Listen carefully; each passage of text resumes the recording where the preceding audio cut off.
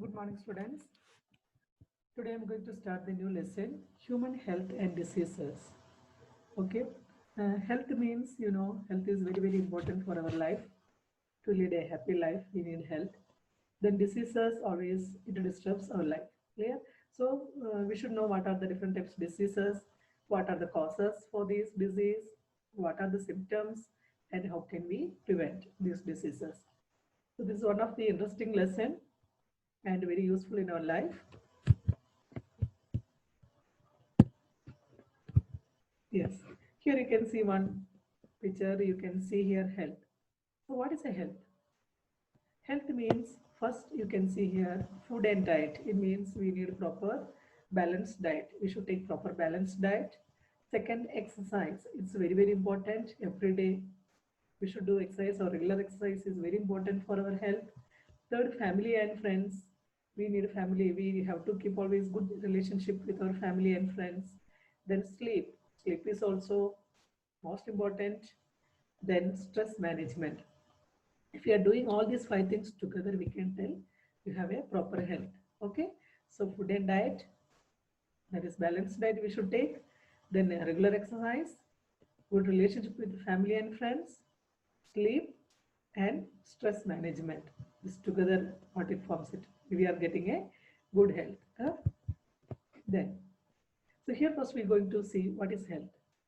The condition of being sound in body, mind, or spirit, especially freedom from physical disease or pain. That is called health. So, what is health? The condition of being sound in body, mind, or spirit, especially freedom from physical disease or pain. That is called health. In ancient days, what they considered as a state of body and mind with balance of humors. I'll tell you what is humors.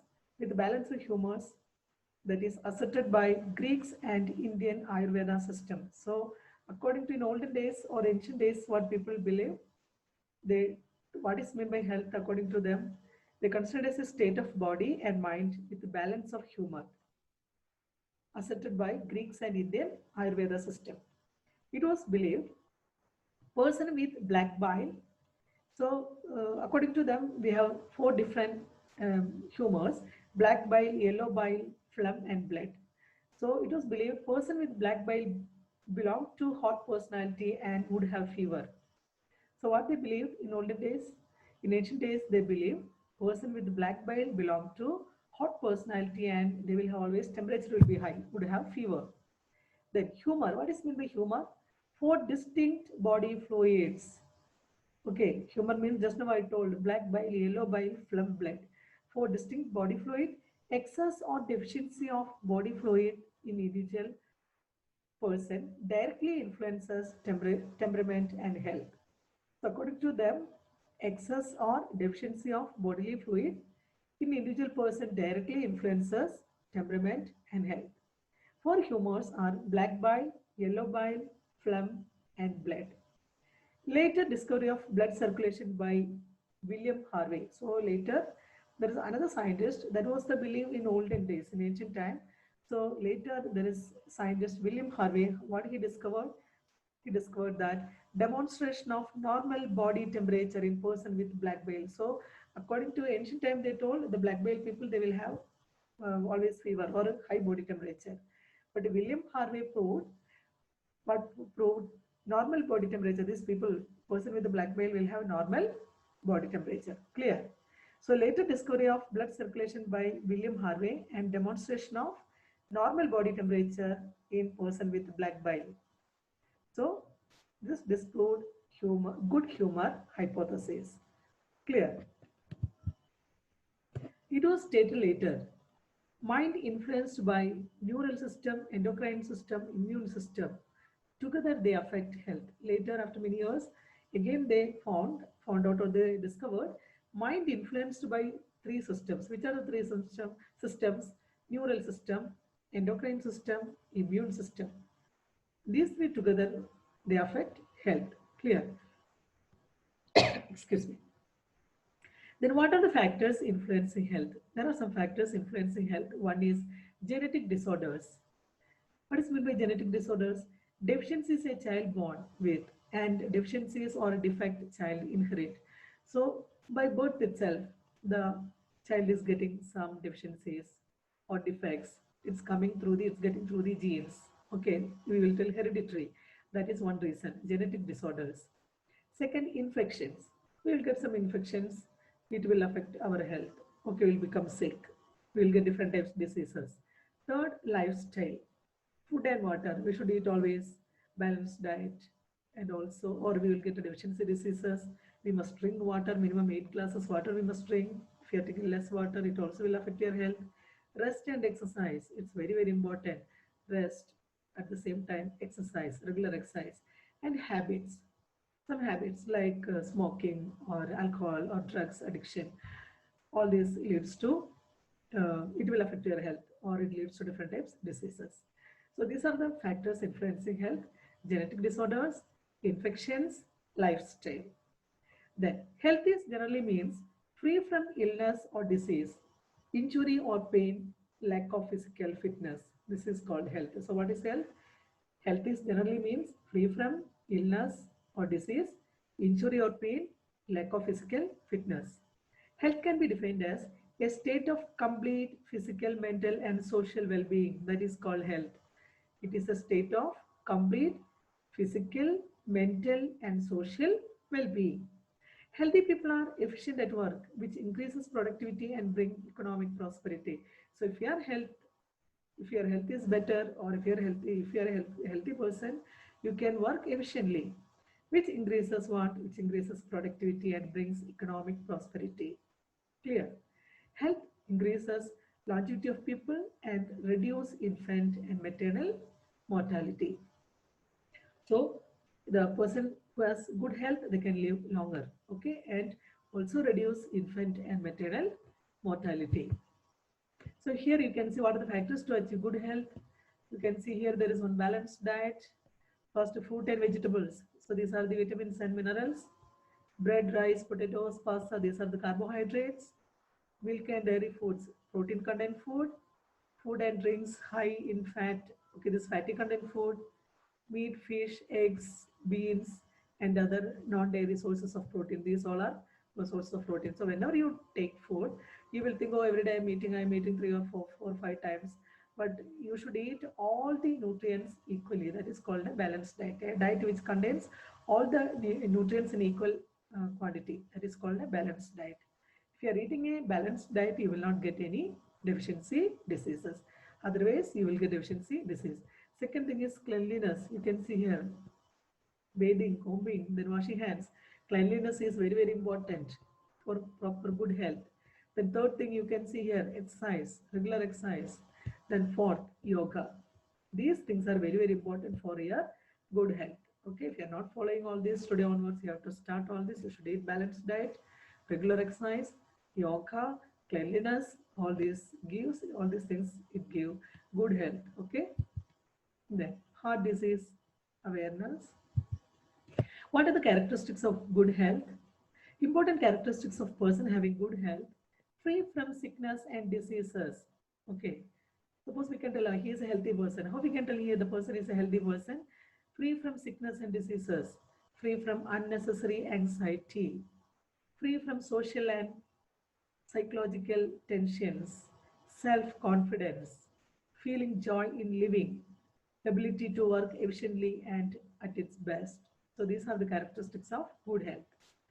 So one is free from sickness and diseases, free from unnecessary anxiety, free from social and psychological tensions, self-confidence, feeling joy in living, ability to work efficiently and at its best. So you can see here one diagram, indications of good health. What are the indications of good health? If you are telling, okay, I am a healthy person, what are the indications of good health? Okay, being popular, having a reliable group of friends, feeling good about yourself, free from illness or injury, healthy weight, confident. These all are the indications of good health. I'll repeat: being popular, having a reliable group of friends, feeling good about yourself, free from illness or injury, healthy weight, confident. Clear? So these are the indications of good health. Then diseases and its type. So till this time we told about the health. Now we should know what is meant by disease. What is the difference between health and disease? Disease and its type. Any condition which interferes with normal functioning of the body and impairs the health is called disease. So what is disease? Any condition which interferes with the normal functioning of the body and impairs the health called disease. Types of diseases, mainly two types, congenital disease and acquired diseases. Congenital disease means nothing but it's an inborn disease or a genetically inherited. Acquired disease after birth. Okay, after when the baby born, that time no disease, nothing. But after the birth, you are getting the disease. Okay, they are not non-inheritable or it is not inherited. So these are called acquired disease. Then congenital diseases, there are two reasons. One is disease due to gene mutation. Second one is disease due to chromosomal mutation. Disease due to gene mutation, hemophilia, color blindness, these are examples. Hemophilia, okay, bleeding. That is, you learned in the previous session what is hemophilia, and the color blindness, you cannot see in the dark or evening times, that is color blindness. Then also disease due to chromosomal mutations, Down syndrome, Klinefelter syndrome, you studied in the previous lesson. So these are the congenital disease. This is due to gene mutation, this is due to chromosomal mutation. Acquired disease means there are two types. One is communicable or infectious disease, second non-communicable or non-infectious disease. Communicable or infectious means it is spreading through air, water, food, physical contact or vectors like bacteria, virus, protozoa, helminth, fungus, etc.